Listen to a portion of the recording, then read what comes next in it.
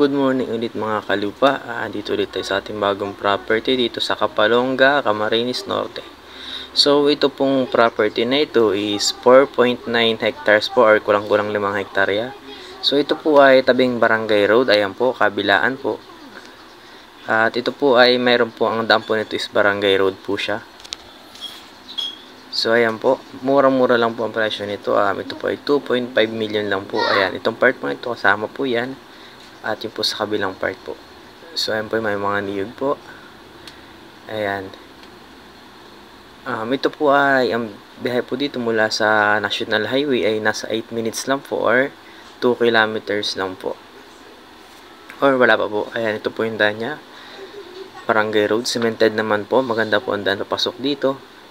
So ito po yung pumunta sa National Highway. At yan po. So ito guys, ang haba po talaga ng frontage na nasako po nung property. Ayan po, halos paikot po hanggang doon po sa dulo ay sako pa po. Ayan po, doon po ay sako pa rin po nung 4.9 hectares. Ayan po, padiretso po siya doon. Tapos ayan po yung pong bahay, siya na po yung boundary nung lupa. Ayan po, may sako pa po ng niyog, maliliit na niyog po. Ang lawak po talaga nung frontage nya. Ayan, papaliparan po natin siya ng drone shot para mas makita nyo po yung kabuuhan ng property. So ayan po.